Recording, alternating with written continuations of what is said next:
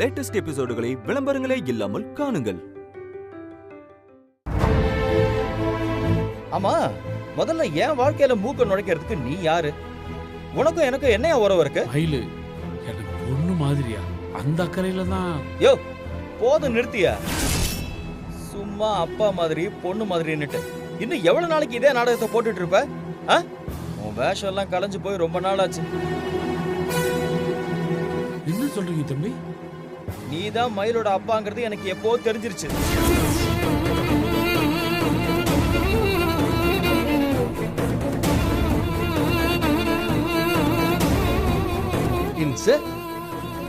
என்ன அப்படியே ஷாக்காய் போய் நிக்கிறீங்க? தம்பி சொன்னது உண்மைதானே? இவர் சொல்றது நம்பாது.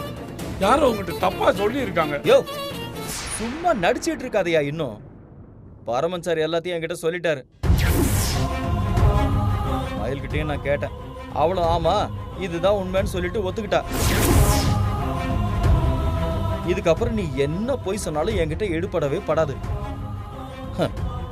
ஆனா ஒண்ணுயா, யார் நல்லா நடிக்கிறா யார் நல்லா போய் சொல்றான்னு உங்க 2 பேருக்குள்ள ஒரு போட்டி வச்சோன்னு வையேன், 2 பேருமே கப் அடிச்சுட்டு போயிடுவீங்க. அந்த அளவுக்கு போட்டி போட்டு நடிச்சு தள்ளுறீங்க இல்ல மாமா? யோ நான் ஒன்னு கேக்குறேன். நான் அவன் ஃப்ரெண்டா இருக்கும்போது என்கிட்ட உண்மையை சொல்லனா கூட பரவாயில்ல. இப்ப நான் அவளோட புருஷன் தானே. இப்ப கூட அவ என்கிட்ட இருந்து உண்மையை மறைப்பா? நீயும் அதே மாதிரி தானே.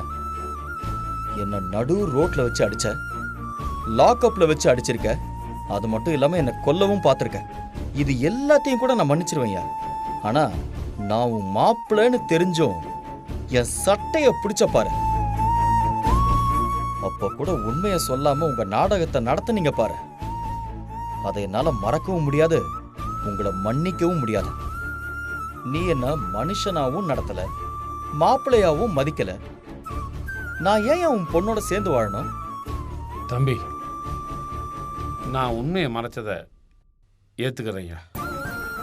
உங்ககிட்ட உண்மையை மயிலாவது சொல்லியிருக்கணும், இல்லை நானாவது சொல்லியிருக்கணும். அது பெரிய தப்பு தான். ஆனா எந்த சூழ்நிலையில் அப்படி நடந்துக்கிட்டோன்னு கொஞ்சம் யோசிச்சு பாருங்க. யோ என்னையா பெரிய சூழ்நிலை? நீ அவ்வளவு நினைச்சிருந்தீங்கன்னா எப்போ இந்த உண்மையெல்லாம் சொல்லியிருக்கலாம். ஆனா உங்க 2 பேருக்குமே என்கிட்ட சொல்லணும்னு தோணல. ஏன்னா நீங்க 2 பேருமே என்ன குடும்பத்துல ஒருத்தனா நினைக்கவே இல்லை. என்னை ஏத்துக்காத நீயும் உன் பொண்ணும் எனக்கு வேண்டவே வேண்டாயா. தம்பி நானும் அவளும் சேர்றது கனவுல கூட நடக்கவே நடக்காது. நீ முதல்ல வெளியே போயா. அவசரப்பட்டு முடிவெடுத்துறாதீங்க தம்பி. என் பொண்ணுக்கு ஐபிஎஸ் கனவு மட்டும் இல்லை, உன் மேல இருக்க காதலும் ரொம்ப முக்கியம். 2ல் எதை இழந்தாலும் அவ வாழ்க்கையில் சந்தோஷமே இருக்காதியா. ஐயா நான் உன்னை கெஞ்சி கேட்டுக்கிறேன், உன் மனசை மாத்திக்கிட்டு என் பொண்ணோட சேர்ந்து வாழ பாரியா. இங்க பாரு, அதுக்கெல்லாம் சான்ஸே இல்ல. நான் இந்த முடிவு எடுக்கிறதுக்கு முக்கியமான காரணமே நீதான். நான் ஒரு போலீஸுங்கிற திமிரும் ஆணவமும் தான் அவ உடம்புலயும் இருக்கு. அதனாலதான் அவ என்ன மதிக்காம தூக்கி எறிஞ்சிட்டா. அவ உறவே வேணான்னு நான் முடிவு பண்ணதுக்கு காரணமே நீதான். நீ இப்ப வந்து கெஞ்சி கேட்டா நான் மனசை மாத்திப்பேனா? அது இந்த ஜென்மத்துல நடக்கவே நடக்காது. தம்பி என் பொண்ணு வாழ்க்கைக்கு என்னையே எமனாகிறாதுப்பா. இதுவரைக்கும் நான் என் குழந்தைக்கு எதுவுமே செஞ்சதில்லை. அப்படி நான் செய்யலனா கூட பரவாயில்ல. ஆனா என் பொண்ணோட வாழ்க்கையை நானே கெடுத்த பாவின்ற நிலைமைக்கு என்னை தள்ளி விட்டுறாத. ஏற்கனவே பாப்பா பிறந்த உடனே கொல்ல சொன்ன பாவத்தை அதை நினைச்சு நான் என்ன பிடிங்கி செத்துக்கிட்டு இருக்கேன். இந்த பாவமும் சேர்ந்துருச்சுன்னா ஆயுசுக்கு நான் நரக வேதனை அனுபவிக்கிற மாதிரி ஆயிடுயா. நான் வேணா உன் கால கூட விழுவுறையா. என்ன மன்னிச்சிரியா, என் பொண்ணை ஏமாத்திராதையா. யோ இங்க பாரு, நீயும் உன் பொண்ணு என் காலில் விழுந்து கதறினாலும் சரி, என் முடிவை நான் மாத்திக்கிறதா இல்ல. எனக்கும் மயிலுக்கும் நடுவுல எல்லாமே முடிஞ்சு போச்சு. இனிமே நாங்க ஒண்ணு சேர்றதுக்கு வாய்ப்பே கிடையாது. யோ நீ முதல்ல வெளியே போயா.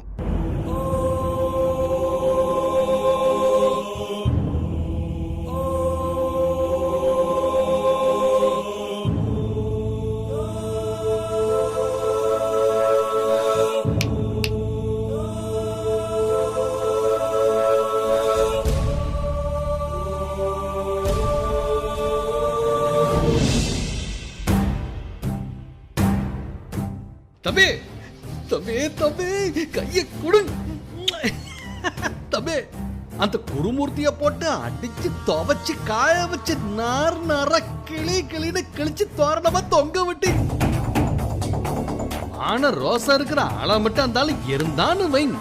இனி வாழ்க்கையில நீங்க இருக்கிற தசை பக்கம் தலைய வச்சு கூட அவன் படுக்க மாட்டாங்கிற. இல்ல மாமா, இதெல்லாம் அவனுக்கு போதவே போதாது.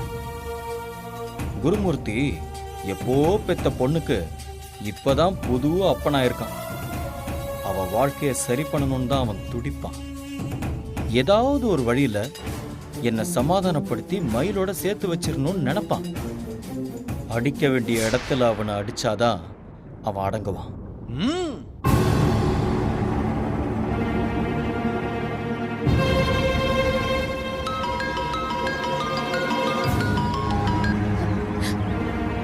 ஜீவா, ஜீவா எனக்கு தெரியும் ஜீவா. நீங்க கண்டிப்பா எனக்கு போன் பண்ணுவீங்கன்னு எனக்கு தெரியும். நீங்க கோவத்துல தான் என்கிட்ட என்னென்னமோ பேசிட்டீங்க. ஆனா மனசார நான் வேணாங்கிறத உங்களால நினைக்கவே முடியாது. ஹலோ ஹலோ ஹலோ, என்ன நான் போன் பண்ண உடனே அப்படியே ஃபீல் ஆகி ஓவரா கற்பனை பண்ணிக்கிற? உனக்கு கொஞ்சம் கூட சூடு சொரணை இதெல்லாம் இல்லையான்னு கேட்கறதுக்காக தான் நான் போன் பண்ணேன். அதான் நான் உன் உறவே வேண்டான்னு சொல்லி அறுத்து விட்டேன்ல. அப்புறம் எதுக்கு உங்க அப்பனை தூது அனுப்புறேன்? என்ன சமாதானப்படுத்துறதுக்கு உங்க அக்காவோ இல்ல உங்க அம்மாவோ வந்திருந்தா கூட பரவாயில்ல. யார் நாம பிரியறதுக்கு காரணமோ அவனையே நீ அமைச்சிருக்கியே. உனக்கு கொஞ்சமாவது அறிவு இருக்கா? நீங்க என்ன சொல்றீங்க ஜீவா? அப்பா உங்களை பாக்குறதுக்காக அங்க வந்தாரா? ஏய், உங்க ரீல் எல்லாம் அந்து போய் ரொம்ப நேரமாச்சு. நீ அந்த ஆளும் மாறி மாறி நடிச்சிட்டு இருக்கீங்க. உனக்கு தெரியாம அந்த ஆள் வந்து என் பொண்ணை சேர்த்துக்க, அவ கூட சேர்ந்து வாழன்னு சொல்லி அவர் கெஞ்சிட்டு போறாரா? ஜீவா, அப்பா அங்க வந்ததெல்லாம் எனக்கு சத்தியமா தெரியாது. உங்க முடிவை பத்தி கூட நான் அவர்கிட்ட சொல்லவே இல்லையே. நீங்க சொன்ன கண்டிஷன் பத்தி மட்டும் தான் நான் அவர்கிட்ட சொன்னேன். ஏய் போதும், நீ என்ன சொன்ன இல்ல அந்த ஆள் எப்படி இங்க வந்தாரு இதெல்லாம் எனக்கு தேவையே கிடையாது, புரியுதா?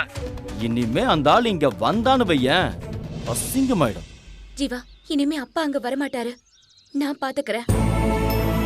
ஜீவா, அவர்தான் என் அப்பாங்கறத நீங்க அவர்கிட்ட சொல்லல. ஏய், என்ன உனக்கு மூளை குழம்பிடுச்சா? நீதான் அவன் பொண்ணுன்னு சொல்லி அந்த ஆளுக்கு தெரியும்ல.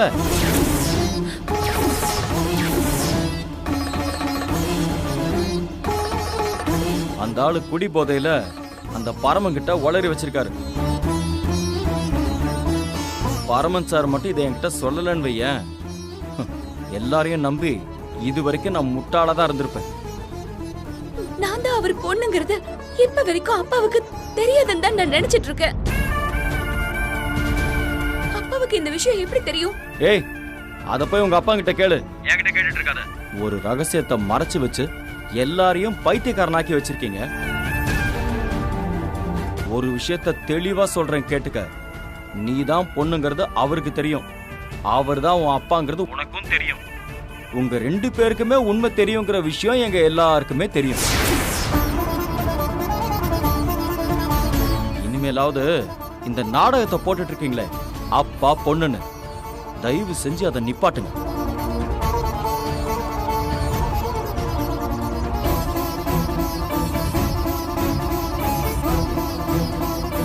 அப்பாவுக்கு நான் தான் பொண்ணுங்கிறது எப்படி தெரியும்?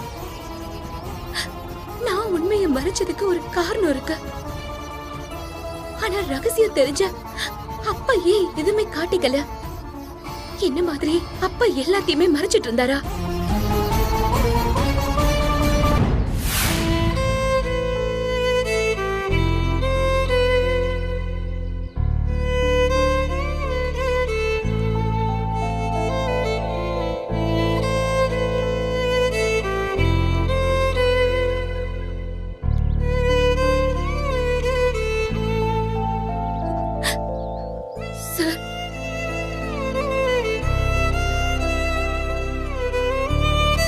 என்ன சார்னு கூப்பிடுறதுதான் உனக்கு சந்தோஷமாமா?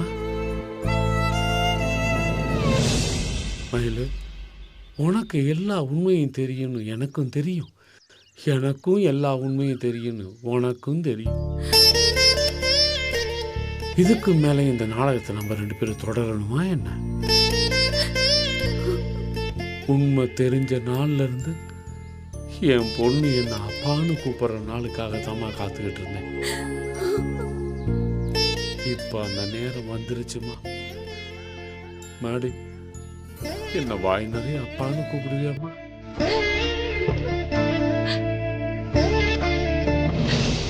அப்பா,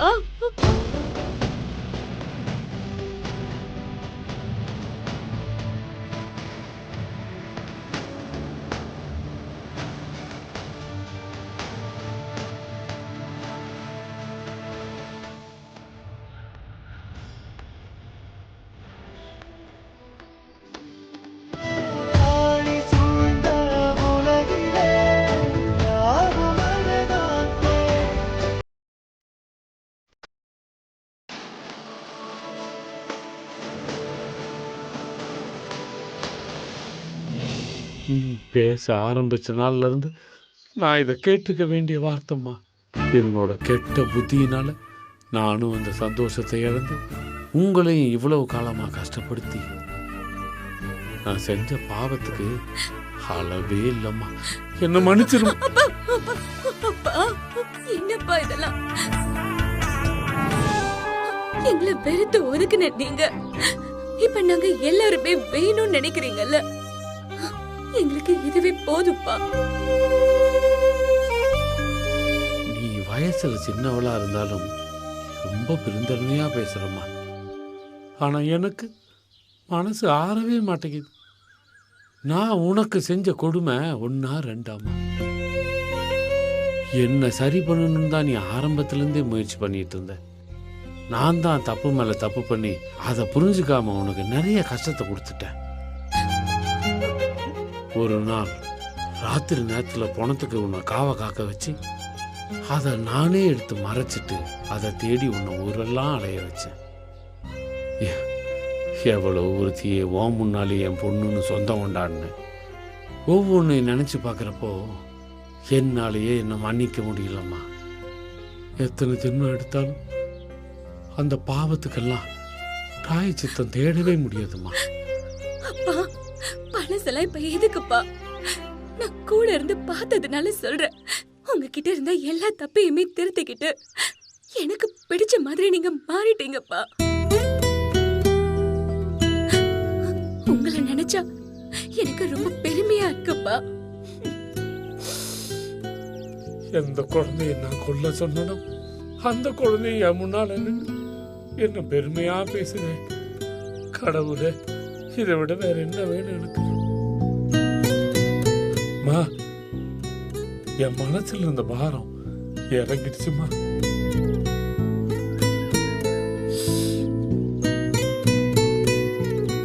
மாடி, நான் தான் அப்பான்னு உனக்கு எப்ப தெரியும்?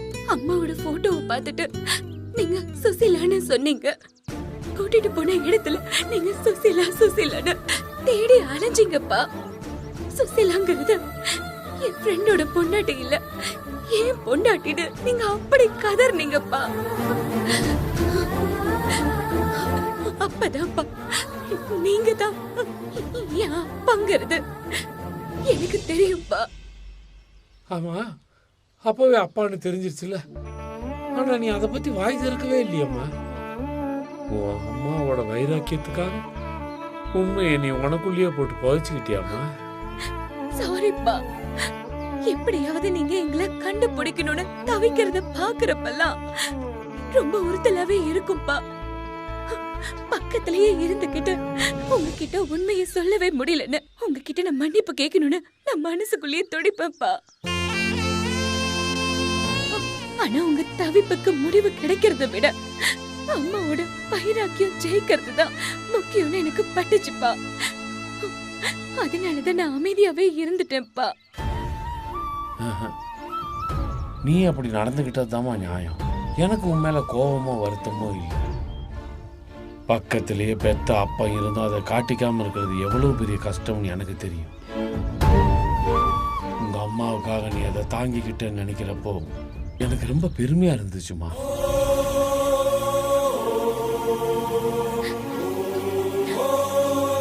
அப்பா, உங்களுக்கு எப்பப்பா உண்மை தெரிஞ்சது? நீ ஆக்சிடென்ட் ஆகி ஆஸ்பத்திரியில் படுத்திருந்தப்போ அங்கே வச்சு தான் சுசீலாவை நான் பார்த்தேன். நான் பெத்த பொண்ணு புடைக்கணுமே அவள் கத்தி கதறி அழுதப்ப தான் பிறந்ததுமே கொல்ல சொன்ன என் கடைசி பொண்ணு நீ தான் எனக்கு புரிஞ்சது.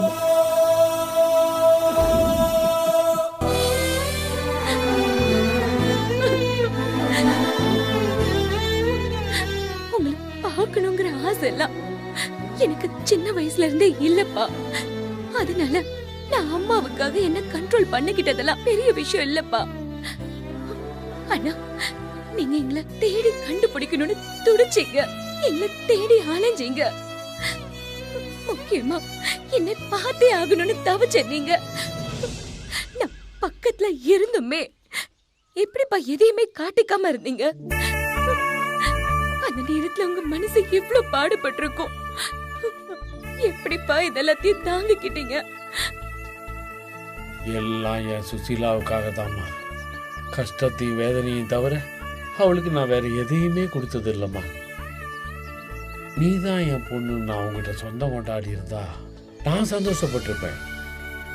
ஆனா சுசீலா அவ வைராக்கியத்தில் தோத்து போயிடுவாள்ல. என்ன ஜெயிக்கணும்னு நினைக்கிறவன் என்னாலேயே தோத்து போறது நல்லா இருக்காதுடா. அதனாலதான் என் மனசை கல்லாக்கிட்டு நான் அப்படியே இருந்துட்டேன். எனக்கு பிடிச்ச என் கடைசி பொண்ணு என் பக்கத்திலே இருக்கிறான்ற சந்தோஷத்துல இருந்துட்டோம்.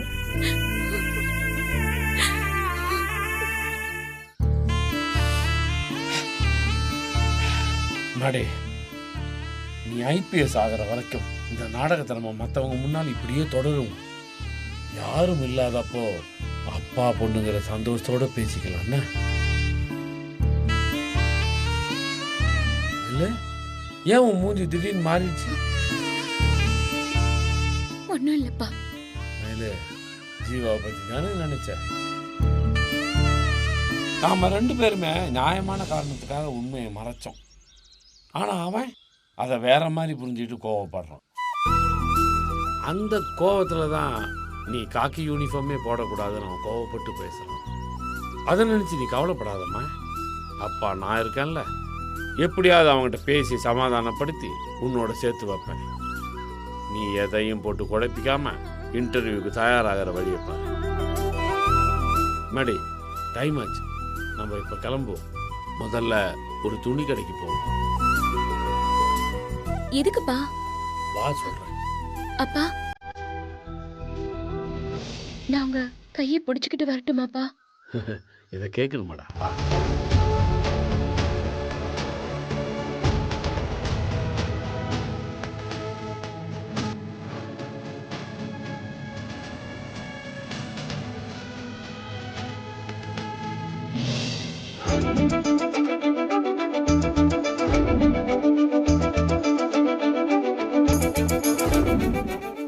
அப்பா, நீ செலக்ட் பண்ணது இந்த 5 ட்ரெஸ் தானே?